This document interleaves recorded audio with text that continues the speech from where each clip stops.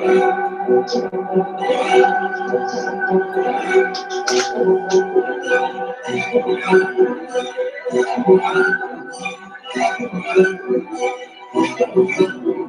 grateful to be here and very happy to discuss these incredibly important and hard to talk about topics.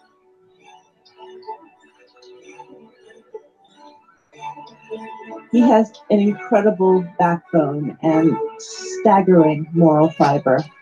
Howie is totally committed, completely ethical, totally admirable.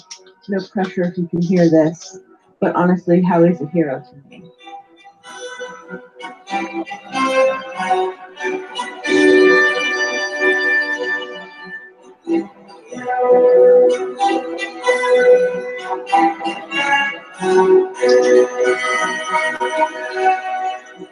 John, you joined us before, and it was pretty incredible kind of testimony you gave, and you devoted your life to advocacy for child trafficking, and even 9/11 truth.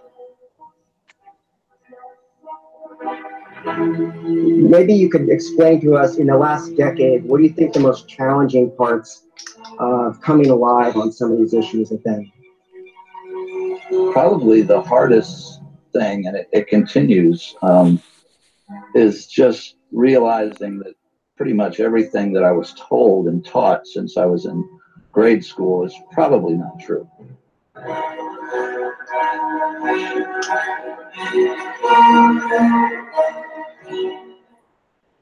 And hello, good evening, and welcome to the Traffic Report. Howie, Kelly, how are you? Howie, Kelly, I know you're there. I'm sorry, I'm here. All right. Howie, he's here. He was a minute ago. So well, let's just get going. I just want to do a short introduction, and our guest tonight is, due to Google Hangouts being a piece of crap, we have Jessica Scanlan as our very special guest. She's a paramedic in the Chicago suburbs. She's a mother of two, and she's a survivor of St. Joseph's Carondelet Child Center. She went there when she was 12 years old to from 1988 to 1991. And as far as I know, she's one of the only people that I have heard speak out about this type of experience. And you're a paramedic, so we're brother and sister already. But welcome to the show, Jessica. Hello, John. How you doing? Kelly and Howie and everybody out there. Thank you for the opportunity for me to share my story. I'm going to get right into it. I'm a 41-year-old mom of two children, paramedic, obviously. I work in the south suburbs, and I'm reaching out this message because as a professional, we're going to be held accountable for abuse, and I want to come out and share my story, because if there's anybody out there that lives in the communities I serve in Illinois, which would be Harvey, Dalton, Markham, Burnham, Sauk Village, any of the towns, Glenwood, any of those people, they need somebody. I'm here. You can come to me and reach out. I'm a survivor too, and I understand abuse. And what needs to happen is we need to break the cycle of abuse, and adults need to hold other adults accountable for the handling of children. But anyways, well, I was born in 1976 to a single mother. No father involved. I met my father once when I was probably about 3. So she came up, in a hard life, poor, no resources, nowhere to turn, ignorant, raised me by herself. And John, you can kind of sympathize with that situation. You said you were born in Chicago, correct? Absolutely, yeah. We were on the north side, but we were poor. And my mom left when I was 4 years old out of there, and my dad was, I mean, they were, just working class people, and but Right. it was a tough existence and a tough city, and the church was very powerful. And, right, absolutely. And you have to understand, I was raised as a Catholic in the church. My mom, was involved in the church. My grandmother was involved in the church. My aunts, my whole family. So I was raised to be Catholic. However, I never felt close to the church. Even as a young child, I rejected the church. Very rebellious. I think that's what got me in trouble with my family, per se, because they saw me as the black sheep. I didn't want to go to church. I always said bad things in church. They didn't. After a while, they didn't even want to bring me to church because I'm mouthy and all that. But I'll start out with my basic history. I started out at Peck School, which is a regular school, Chicago public school. I went there from kindergarten to fourth grade. And then in fourth grade, my mom decided, because it is an inner city school, Peck, there was starting to be a lot of problems with inner city, fights, and my mom didn't want me involved in gangs. So my mom told her, I lived in a household of like 12 people. So my mom and my grandparents told my aunts and uncles to rally up a little extra cash every month. If everybody pitched in a little extra cash, we could send her to private school. So they sent me down the street. That sounds like Chicago. Come on. Yeah. 12 people in one household, that's how we live. So, they rallied up the money because my mother was afraid I was going to get involved in the gangs. And, there were shootings going on at the schools back then. But, of course, you never heard about those because they were gang-related. I went to St. Nicholas of Talentine for 1 year. So that would have been my fifth grade year. So I was really rebellious. Let me tell you what I was already into in fifth grade. I was already smoking cigarettes, and I have already been drinking, hanging out with the wrong crowd. Here it is, fifth grade. Even in fifth grade, at St. Nicholas, I gravitated towards, alcohol and cigarettes. We're talking 11. I started smoking cigarettes at 11 years old. You beat me by a year. And I was drinking by the time I was 12. So I'm Irish. Right. What do you want? I was raised on the blackberry brandy. I used to steal the cigarettes from my grandma. And so I went to there, and I was bad there. So they wanted to fail me. And my mom was like, you can't fail her. I wanted to go to sixth grade. And they were like, no, we're going to put her, and she has to repeat the grade. So my mom didn't want me to go back to St. Nicholas because they were going to fail me, because I got D's and F's in, academia, because I had learning disabilities. And unfortunately, being dyslexic, you can't really learn how to read like everybody else. So I needed some special teaching. And that opened the doorway for these agencies, the Chicago Public Schools and other agencies provided from the government to let me to go to end up at this school. So my mom went to the school board, the Chicago Public School Board, and said, I have to re-enlist her back into the school, but I don't want her to go to Peck because we had problems at Peck. So then the school board said the only way that they were going to allow me to come back and be able to advance was if I went and I took this test. And they gave her a list of places that provided this test. And they were all at the Chicago Park District. And the closest one to our home was at Bidham Park.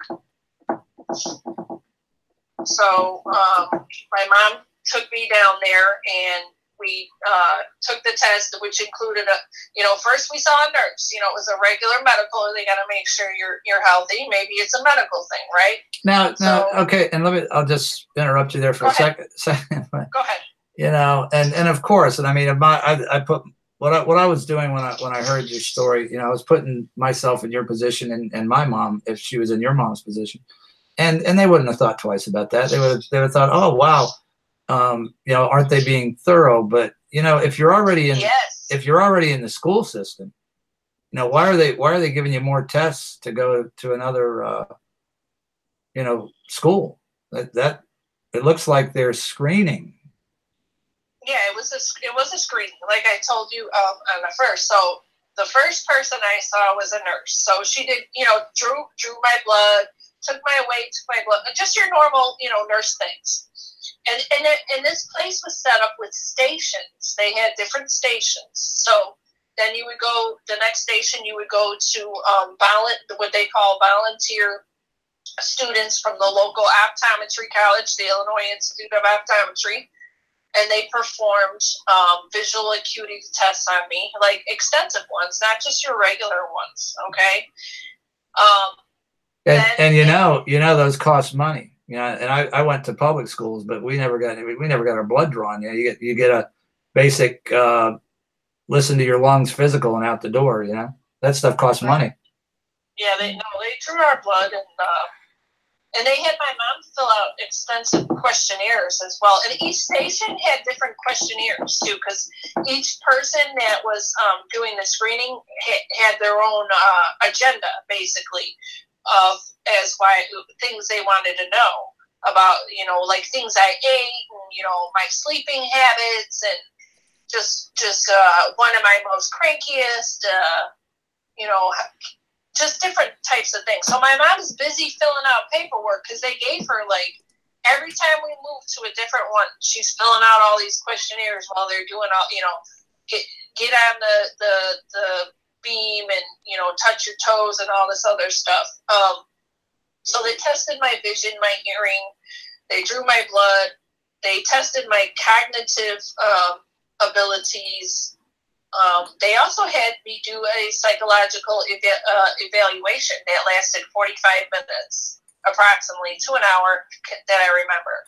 I mean, this entire screening at Vidham Park took me and my mom at least 3 hours. So wow, it was pretty extensive. And so I'm showing them a picture of this facility right now as you're speaking. Jessica, right. So go on. Right. So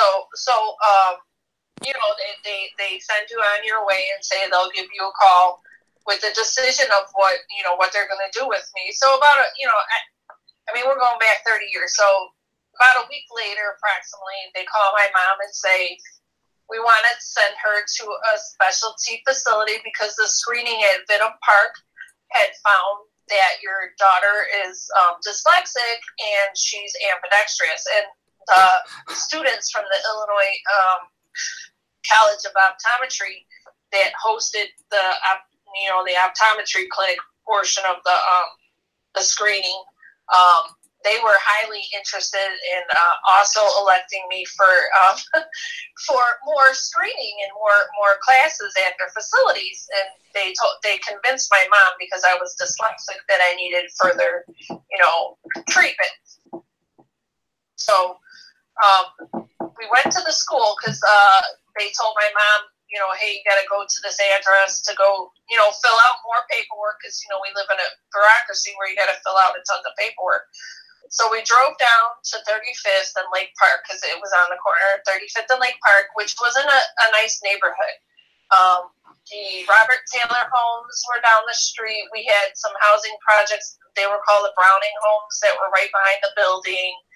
There was lots of drugs and shootings going on right in front of the building all the time. Is that near Cabrini? No, it's not near Cabrini. Okay. But the Robert Taylor homes are pretty much equal to the Cabrini Greens. Yeah. As far as size and just as bad. They were just as bad as Robert Taylor homes. Yeah. And that's and if people listening don't know, cops didn't go in there. Correct. They're like, that is correct. No, we're not going in there. So That is correct. That's nice. They're giving you these battery of expensive tests. Yes. That I've never heard of. You know, Kelly is in education, and I'm sure, Kelly, have you ever heard of anything even close to that? No. I mean, no. So No. And Okay. that's probably you know, because we haven't been in contact with, you know, one of these organizations, you know. But my point is it's very, I don't think it's unusual for you know, this individual and other ones in this network. But I mean, to somebody looking in from the outside, or somebody that went to the public school, yeah, it's just unheard of. And it seems, I mean, knowing what I know now, that they were screening and getting ready to do, and you know, you're going to talk about this, Right. experiments. Absolutely. You know, absolutely, the psychological experiments that they perform. But we'll get into that because you know, this is a multifaceted story. It's like an onion. As we peel the layers away, there's so many different factions involved. And when I'm talking about different factions, I'm calling it out, is the Chicago public school system, the Catholic Church, DCFS, the University of Chicago, the University of Northwestern, and the Illinois Institute of Optometry. We're all involved in these children and doing experimentation and and I would bet that the your mom, they didn't tell your mom that they were going to be doing experiments on you. Actually, they did. My mom knew about it. Really? Yeah, they told my mom it was to benefit me. But keep in mind also, if she didn't do it, she wouldn't go forward or progress to the next grade. So that was probably something up front before any of this was mentioned, correct? Yes. Jess? Kelly, you hit the nail on the head. Yeah. And, you know, because the expert, the quote unquote dyslexia expert, because they had assigned me a dyslexia expert, she quote unquote said that I needed to go through all this experimentation in order to adjust in the world that I live in, which is not dyslexic. So she convinced my mother that this was brain training. They called it brain training. This is what they called it to my mother, brain training, that I needed to be brain trained to suit the environment that I was born into. Yeah, a pseudonym for brainwashed. They call it brain training. Yeah, but when you agree, I mean, brain cleansing. Yeah, we call it we call it brainwashing. They call it brain training. That's what they told my mom. And my mom is ignorant. You have to realize this is a woman who did not graduate high school. You know, and they seized that opportunity to prey on women like that. You know, she there's no man in her life. My mother didn't have any man in her life. She's single, you know, poor. My mother was on food stamps and government assistance. So they seized an opportunity to take advantage of what was going on. So we go to the school. So I'm going to continue with the school. You know, to go look at the school, right? Right. So I'm going to tell you this. You saw the picture. It's a creepy looking building. Now, is it not? I mean, I was just dumbfounded when I saw it. I'm like, yep. Right. Yep. Well, if you look, I mean, it's kind of hard to see in the picture, but if you go all the way down where 35th Street dead end, there's a driveway, and at the driveway was an electric fence. I'm talking about electrically charged fence. It had barbed wire.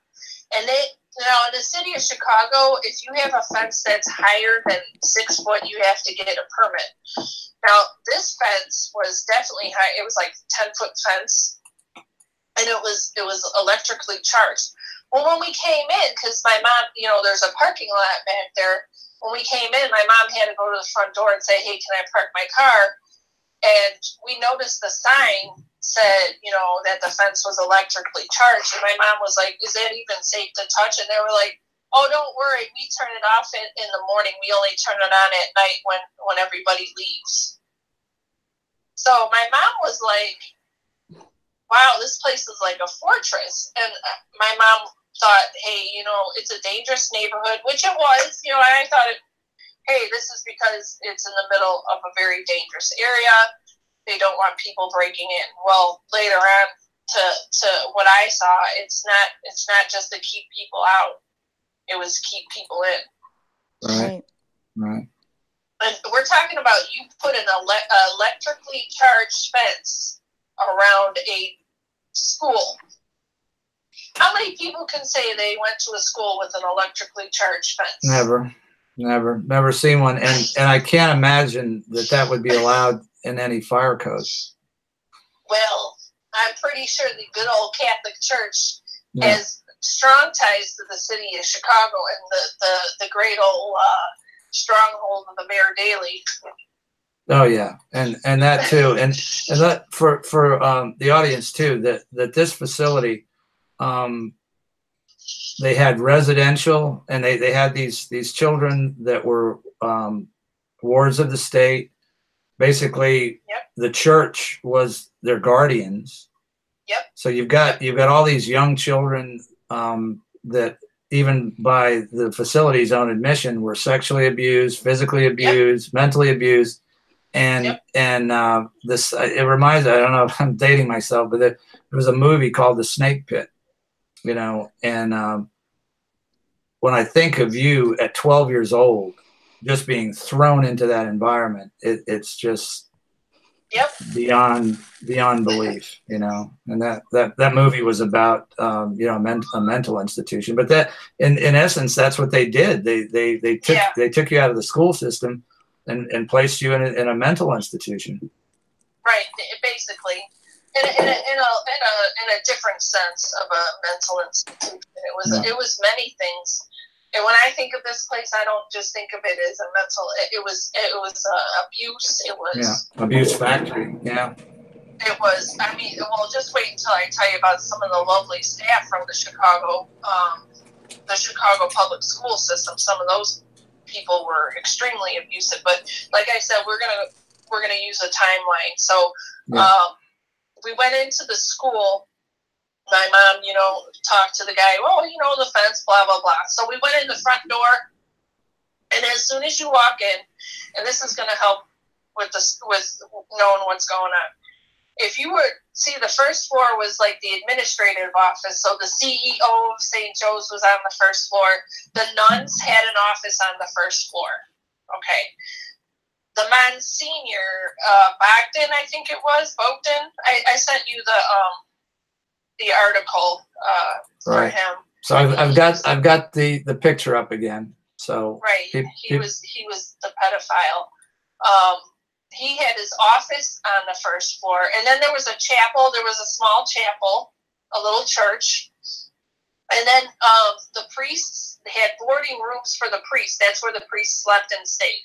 Now remember, there were people that frequented in and out of this place. So you might see a priest that stayed there for 2 and 3 months and then leave, and then another one comes, he stays 6, 7 months and leaves. So there was like places that priests came and stayed for a while with the Monsignor. The Monsignor was a permanent priest. Right. So you had priests in transition, and as we know by examining, you know, this scandal and the Pennsylvania report, they were shuffling these pedophile priests all over the country and through all sorts of institutions, and apparently this was one of them. Yeah, it was a place they could hide out for a little bit, let things cool off, I guess, you know, I mean, because they were pedophiles. Yeah. Those were the ones that were, you know, victimizing. And the Monsignor, he was a permanent resident, though. He was there the entire time that I had went there, except for when he passed away before I left. He passed away like 2 or 3 months before I left there. But the rest of the priests that came in and out of there, so they had like they had rooms over there for them to stay. So there were some bedrooms for the priest. And then the Monsignor, his bedroom, he had his own personal office. And then right next to his personal office was his bedroom. And then across from the bedroom, his bedroom and his personal office was the chapel. So the chapel was right across from there. And then that was on the first floor. And then the back half of the first floor was the morning what they call the transition room.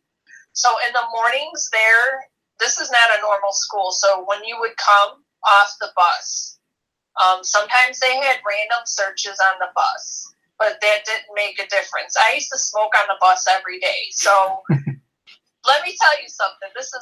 We're talking about a Chicago public school bus, okay? We would smoke cigarettes.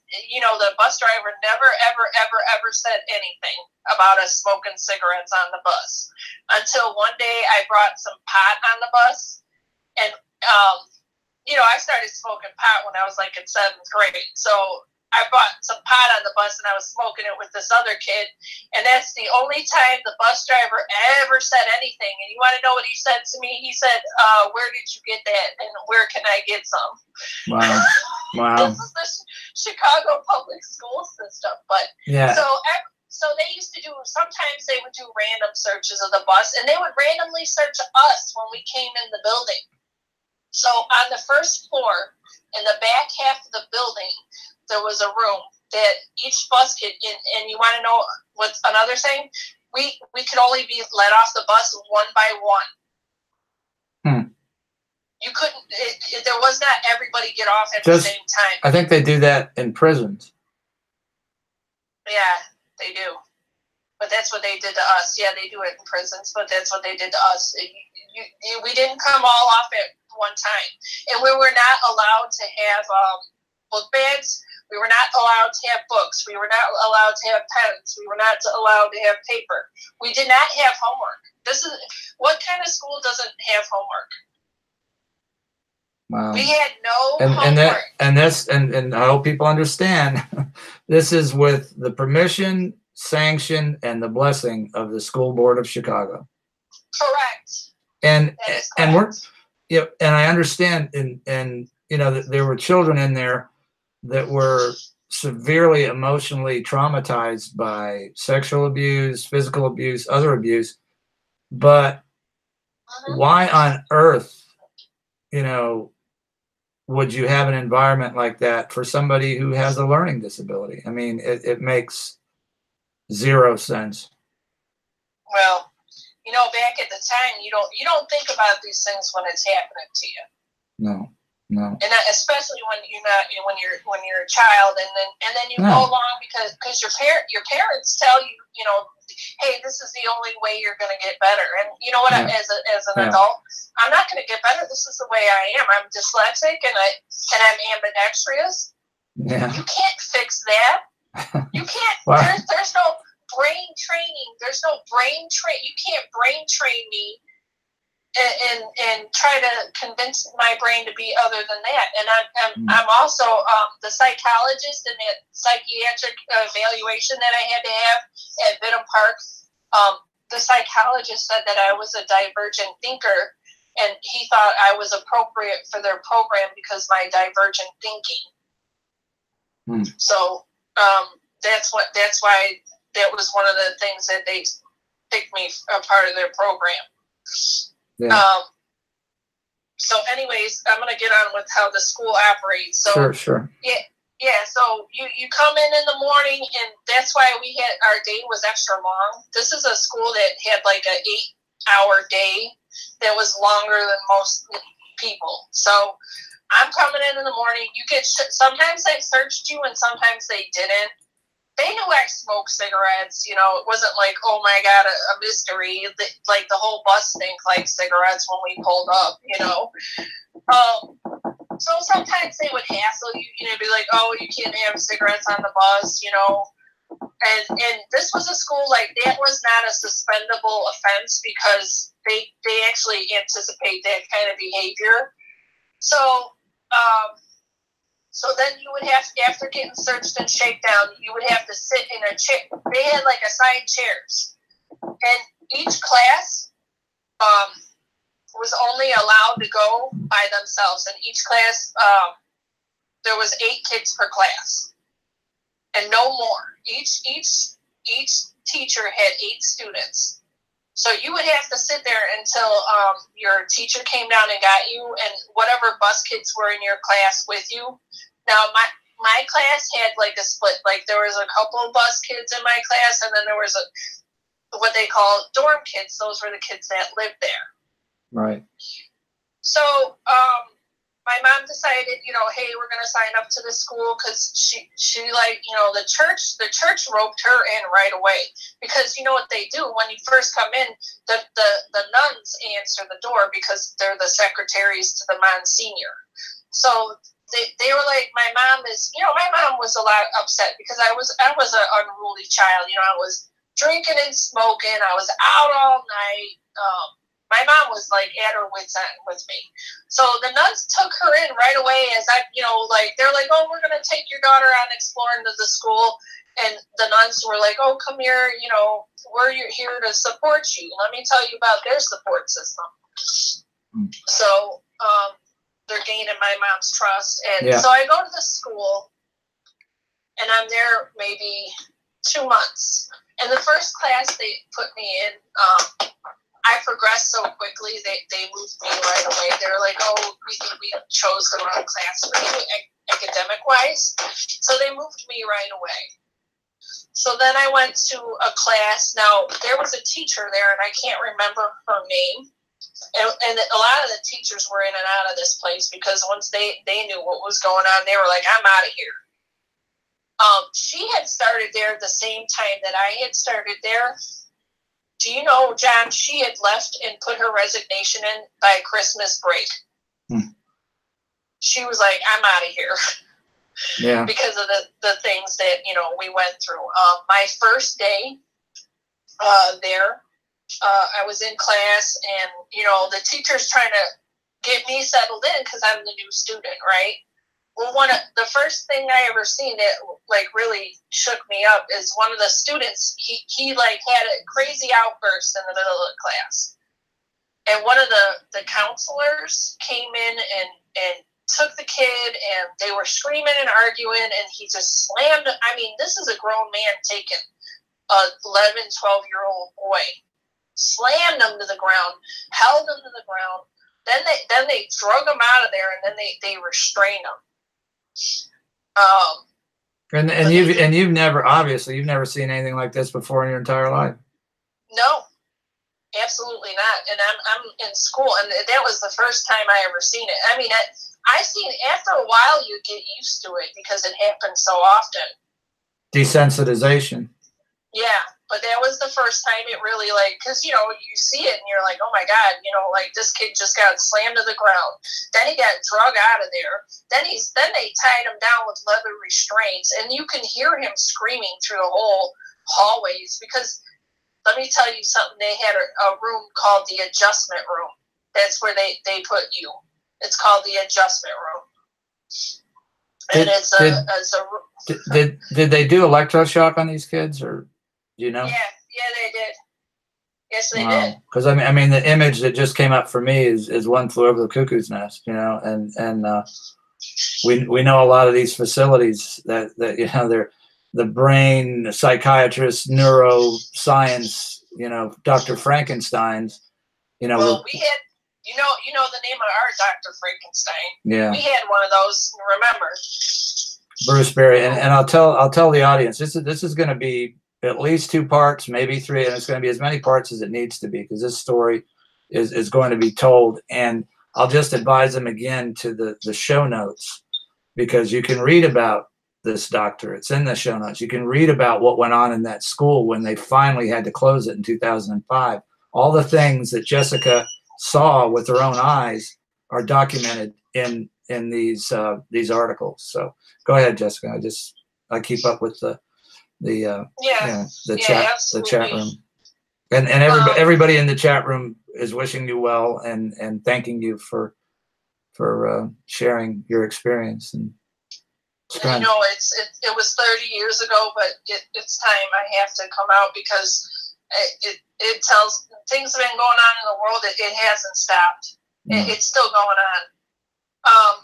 Graphic warning for anybody who's extra sensitive. I'm about to start talking about something that's sick and beyond perversion. All right, and I'll say it aloud. Anybody that's a survivor of child sexual abuse, this is a trigger warning, okay?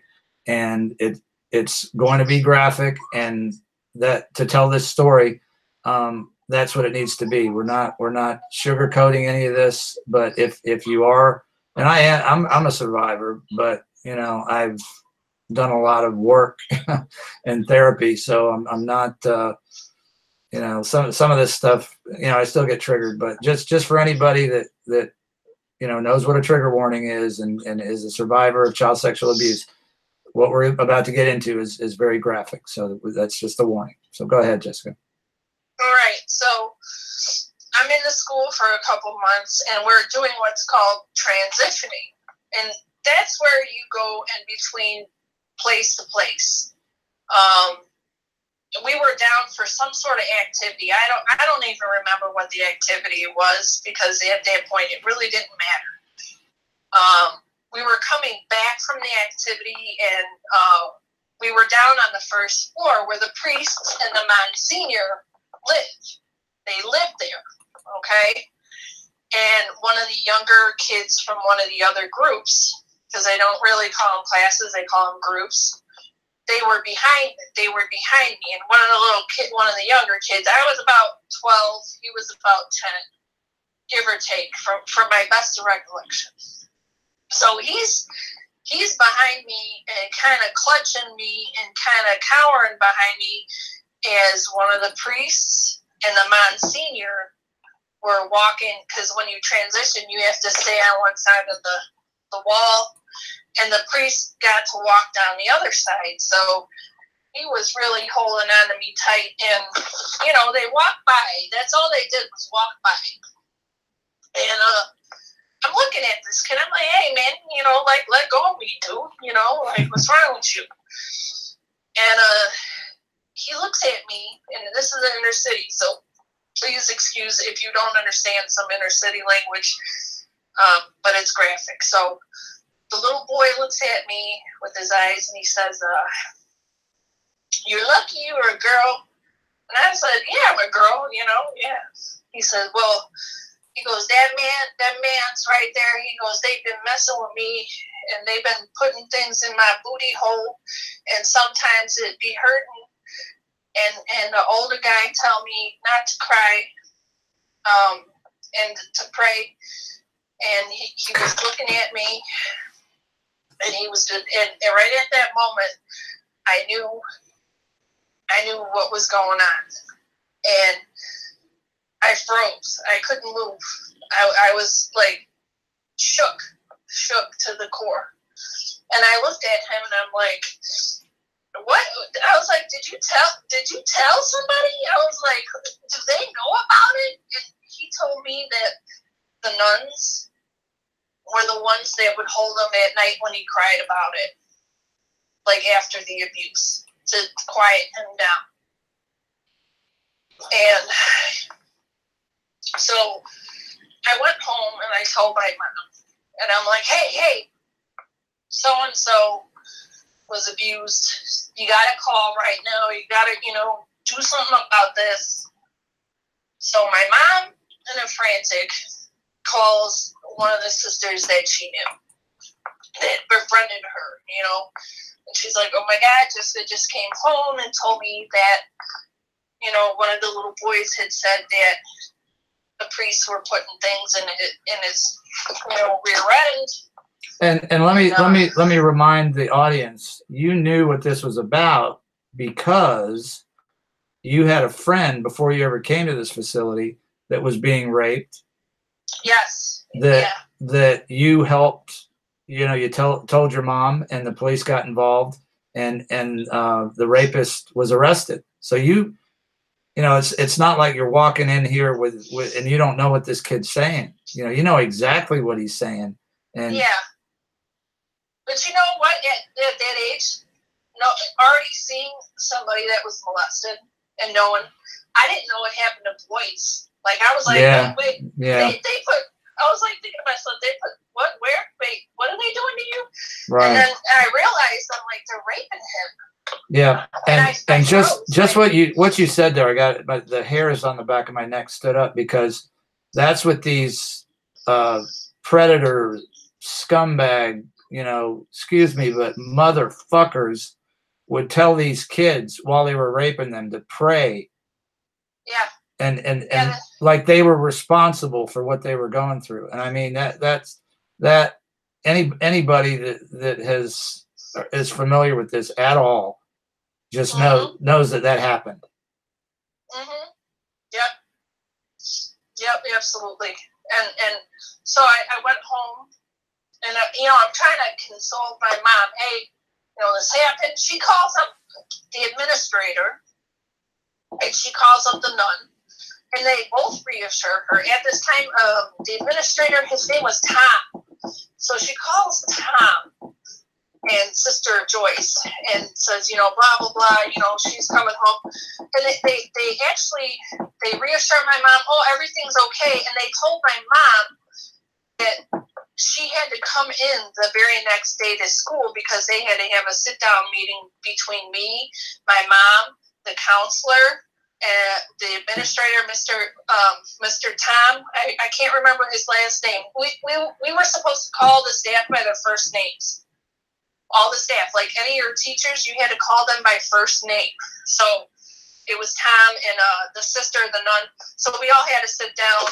They explained, a little further, hey, that boy, he comes from an abused background. We can't say exactly what happened to him, but we can tell you that, this is normal behavior for children with his history of abuse.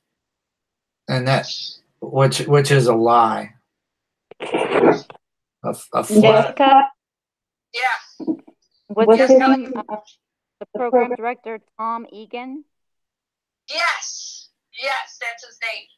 Yeah. That's Kelly. She's all over. She's a detail. She's the detail one. Good job, Kelly. That's him. Now that you say it, Egan sounds familiar. Yeah. And that's also the guy that they find adult porn on his computer, and they use that as an excuse to close the school, right? Same guy. Right. Well, we had teachers giving pornography to the students. Come on now. Wow. I mean, this is. I'll get into grooming. That later. Grooming. This was my earlier stages at St. Joe's. I didn't see that until I was like near 8th grade, because in 88, like the fall of 88, which would actually be exactly 30 years this month, because they started school in August. We went to school all year round practically. We went to school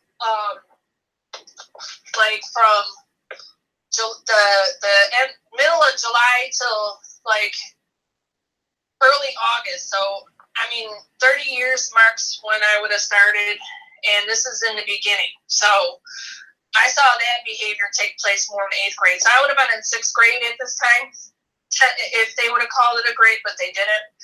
But yeah, so my mom, and I hate to say it, my mom bought the bullshit. Okay? Yeah. She bought the bullshit. She was like, oh, these boys need prayer. My mom kept saying. Yeah. That was my mom would have said the same thing.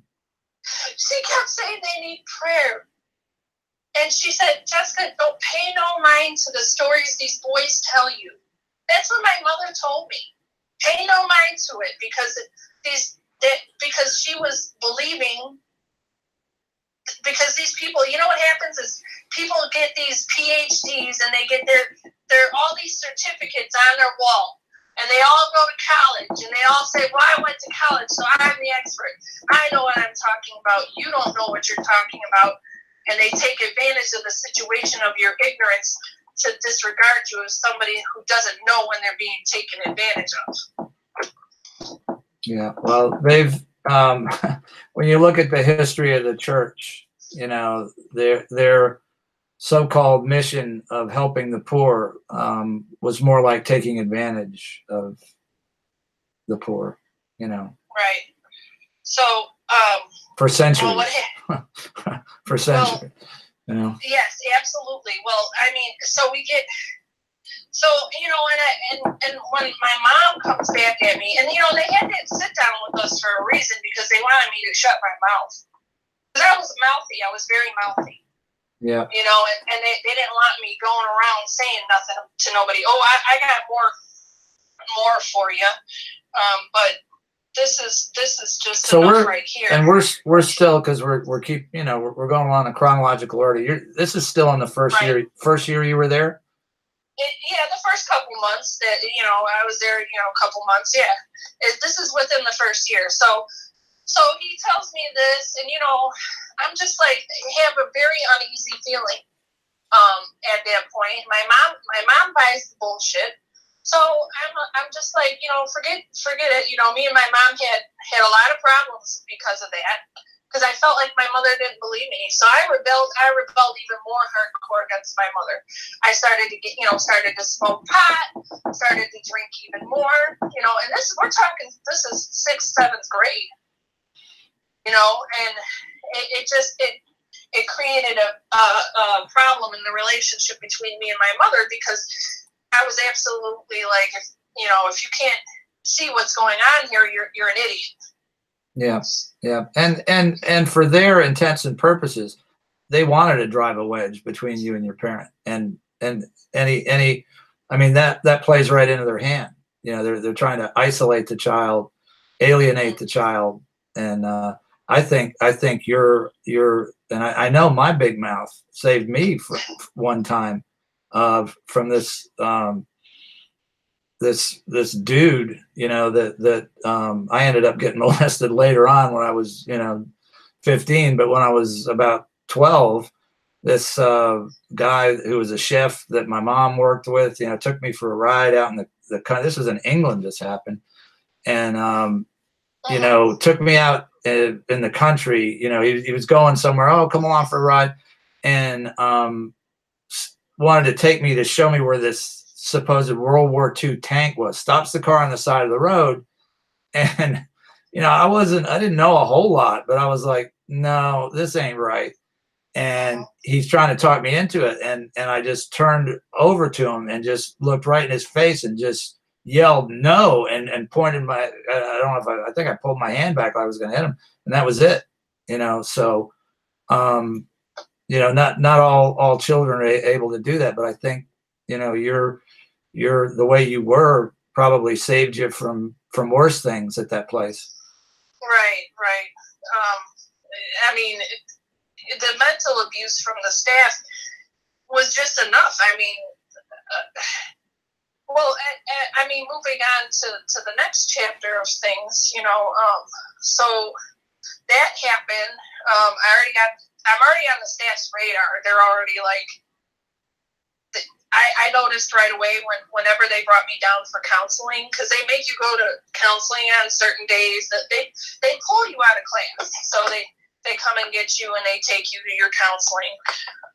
And it seemed like there was an agenda to push in the counseling for me to, redirect my thinking of the incident that occurred between my co-student and I.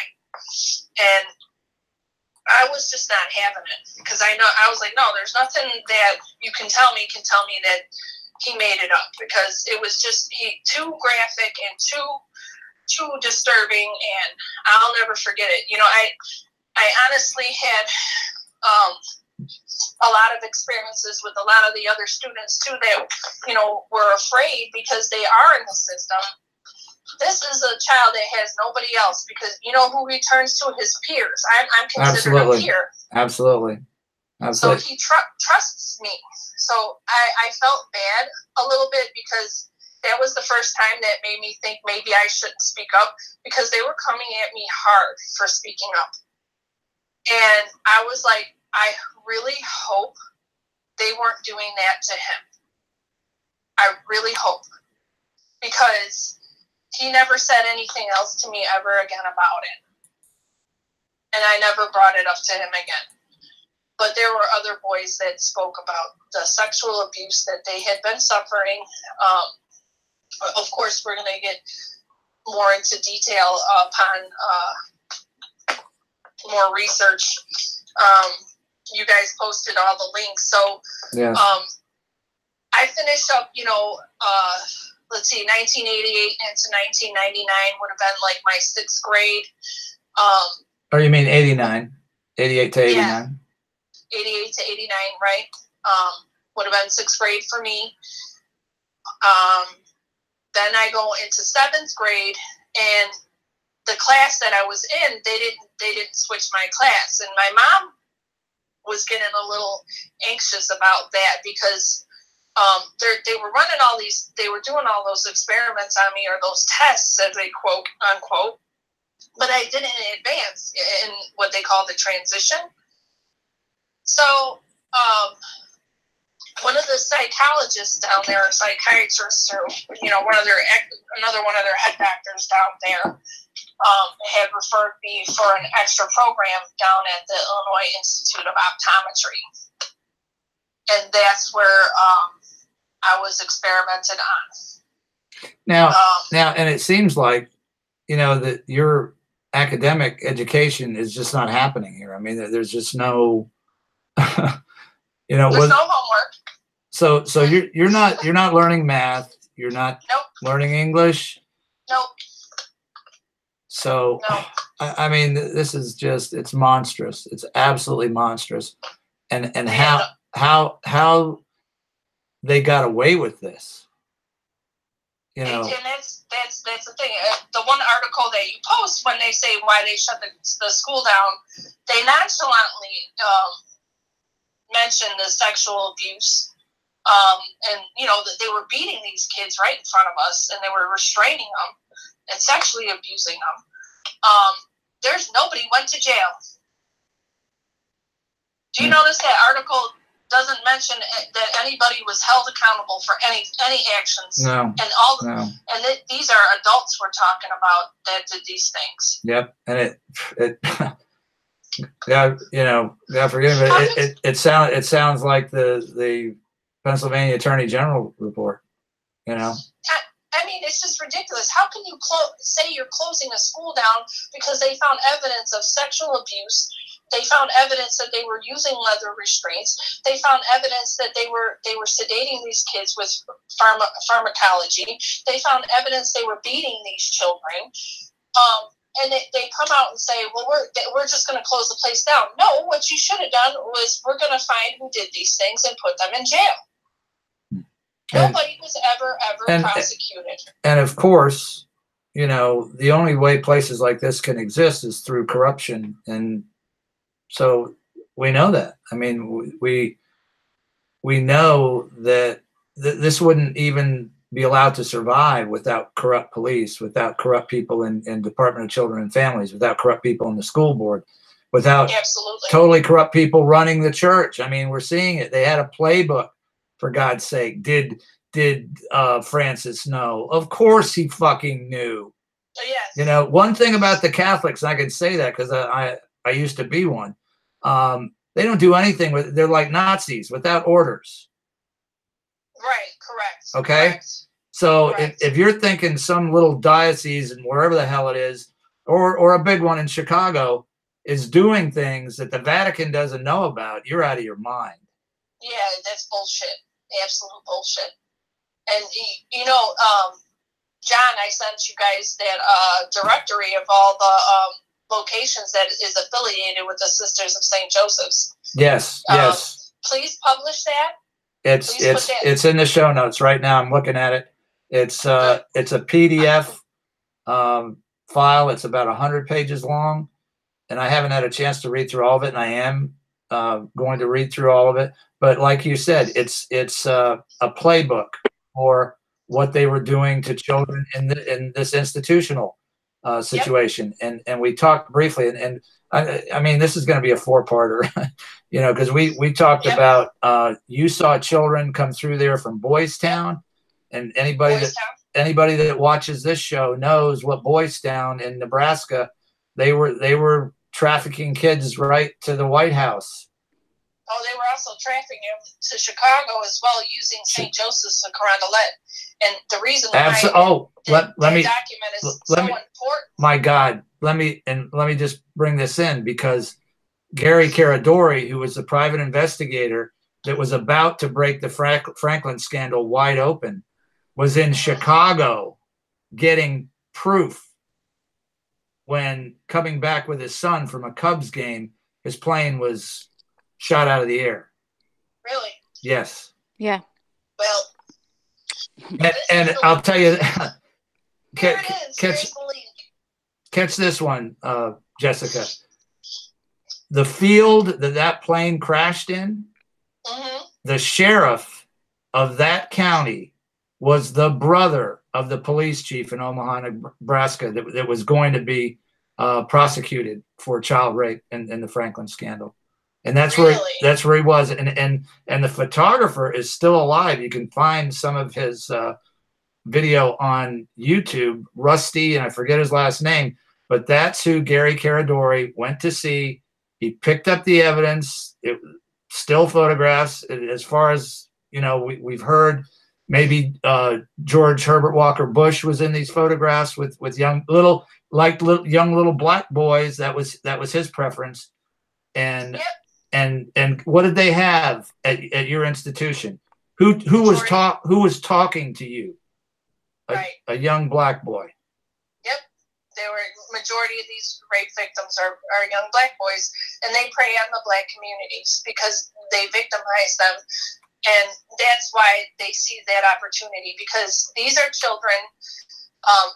For example, I'm not going to say which child, because I'm talking about their actual personal business, but that child that had, you know, said those things to me was abused by his parents very severely. I mean, that thus is true, but here we have a system that's set up where first the child is victimized by his own family.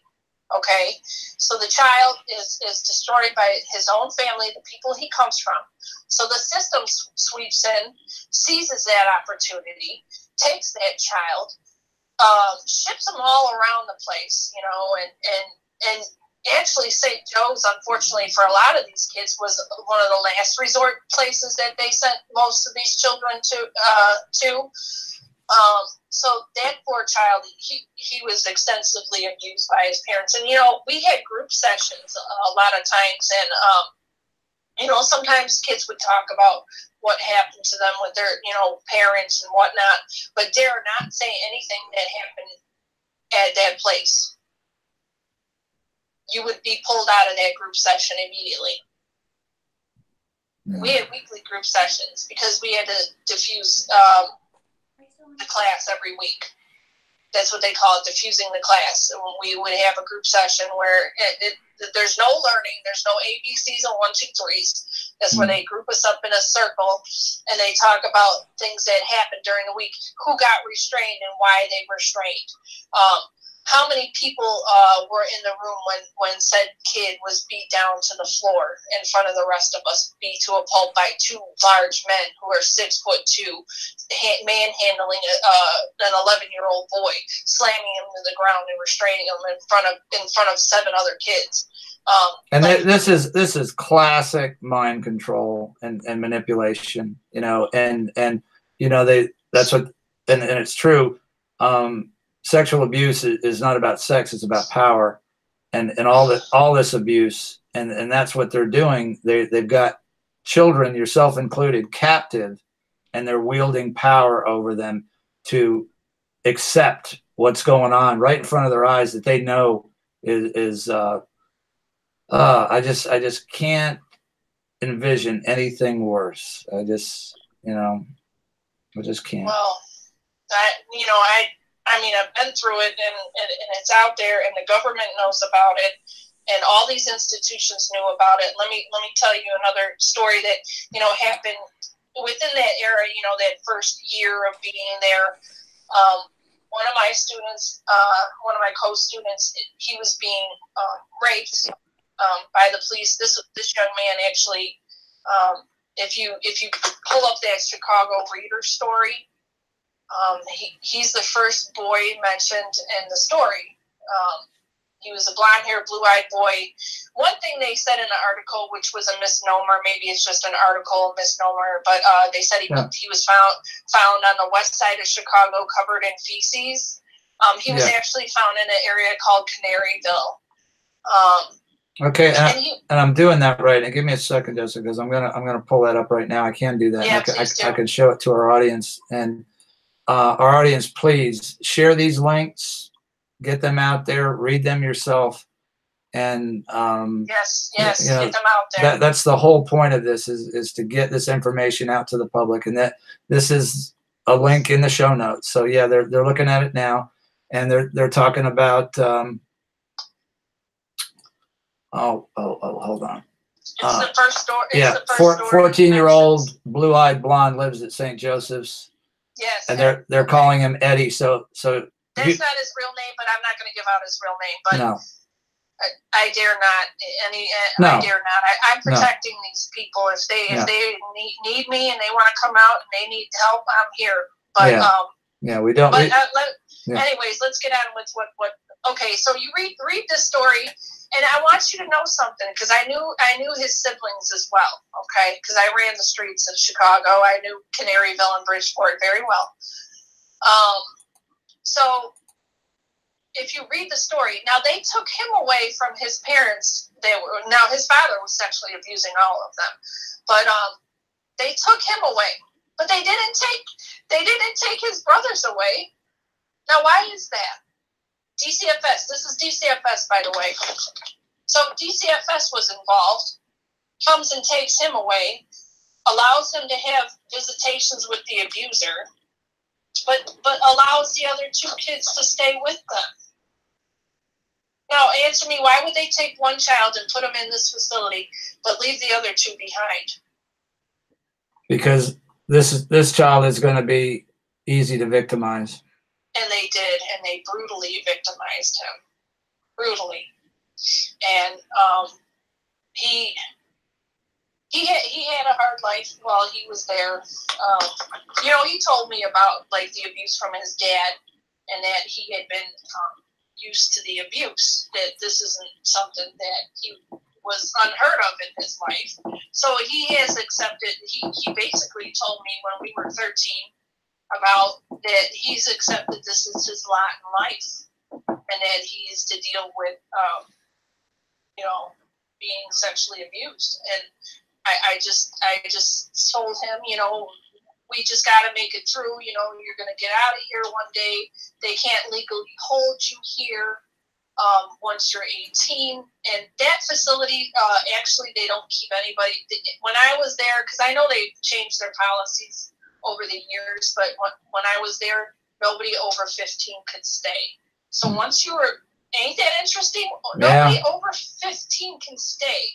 So once you're 15, you're kind of aged out, as they called it. They called it aging out there. That's what they did. And they murdered in Omaha and a lot of these rings. Then they would murder the kids if they couldn't, especially if they were going to break free. They just murder them. Well, from what I understand is they set them up on buses, Greyhound buses, to go to Omaha and to go to the one in Indiana, the one in the Hoosier Boys Town, because there's actually two Boys Town. There's one in Indiana, there's the one in Omaha. So the ones that were older that didn't have any, because some kids had family that they were able to fall back on, I guess, from what I understand. But the ones that didn't, that's where they were shipped off to. Yeah, and you saw and had contact with kids coming into that facility from Boys Town, correct? Yes, both boys. Actually, 3 facilities I came across. One was in Maryville. It was called Maryville, and it's not in Indiana, because somebody commented, "Oh, you mean in Indiana?" And I said, "No. I think it was in Glen Ellen, Illinois, or it's in Illinois, but it's spelled Merryllee. That's another one of their facilities, Maryville. So I actually had a lot of kids come out of there. And you want to know what the sick part about it is one of the boys, when I was first there, he had come from Maryville, and he was telling me about his abuse, or whatever sick twisted thing they were doing to him. And he told me that he liked it better at St. Joe's because they were actually more cruel and more, they raped him more at Maryville. Wow. Yeah, so I don't know about that facility or the staff there, but I do know that he told me that's where he came from. If I know Kelly, like I think I know Kelly, she's going to be, by the time we all get together again, yep. She's going to have everything that there is to have on all these facilities. I believe they're linked. I believe they're a network. I know, you know, what went on at Boys Town. You know, you're another part of this, another Boys Town, and you can. I mean, if this is happening, you know, basically in every diocese in the United States, of course, it's happening at the orphanages. It's happening at the schools. You know, obviously, and we're talking over a period of time, millions of victims. Yes, yeah, absolutely. So, well, we've actually gone an hour and 5 minutes, and okay. And it feels like 5 minutes, you know. But I can tell you this, Jessica, you will be here every and any time until we get this whole story out, and over again, and however many, you know, shows we have to do, and I just, you know, honestly, and I don't know how you do it, because I just an hour of this is worn me out, you know, and I'm gonna have to go take a walk and say, you know, bark at the moon or something, and I just can't thank you enough, and we'll just take up whenever it's convenient for you. It might be next week. It might be in between now and next week. Whenever we're going to make it convenient for you, because we can do it anytime. We can record these. You know, we can do them any time of day. But they will be linked. Part 1, Part 2, Part 3, however long it takes. And we are committed to get all of your story out and to help you in any way we possibly can. And you know, John, talking to me, there's definitely more. Yes, much more. We haven't even touched the Hollywood link to this story. Yeah, and we will. Howie and Kelly, do you have any questions? You know, before we go. No, just thank you. You're welcome, Kelly. Thank you. Yeah. Howie. No, I'm good. I've been just listening, and I'm just looking forward to hearing more. I mean, there's so much, you know, I call it momentum, you know, with the Catholic Church right now. We've known for, you know, like, you know, the Catholic Church to me is the, you know, it's the top of the pedogate chain, and you know, every piece of the puzzle and wakes more people up, and I'm sure there's, you know, thousands of people that have stories like yours, no matter, you know, they're from their institution. So, you know, I just thank you for being here, and, you know, and getting the word out. Absolutely. Thank you, Howie. And thank you for your audience for listening. We're going to uncover more details as we go on. And the message is very clear that we're not going to allow pedophiles to victimize children anymore. No. Enough. No, absolutely. And I want to thank everybody. We had a very active chat room, and they're all sending their well wishes and regards to you, Jessica, for your courage and coming forward and telling this. And they're a strong group, you know. There's thousands that follow the show on Twitter, and probably about 1,000 on Facebook. I mean, we got about 1,000 views just for the promo, and this gets seen over and over again. So, and we keep getting it out there. So, we're gonna shout this from all the mountaintops, and I'll just say goodnight to everybody in the chat room and thank them for hanging in there. And I know this is hard to hear, you know. Imagine how hard it is to tell, you know. So my utmost thanks and respect to you, Jessica, and you're we're in emergency services. We're brother and That's sister. So, That's right. you know, and you know, with what happened today, you know, if I have to drive up there, I will at any time. You know, It's so okay. I'm all right. I know you're surrounded. I was just tired. Yeah, and I was glad to find out that you're surrounded by very good, capable people. So that makes me feel good. So you guys hang out for a minute on Howie, Kelly, and Jessica, and I'll just say goodnight. I'll end the broadcast, and we'll let you know when part 2 is. It won't be long, so we'll have it for you soon. And thank you all so much. Thank you.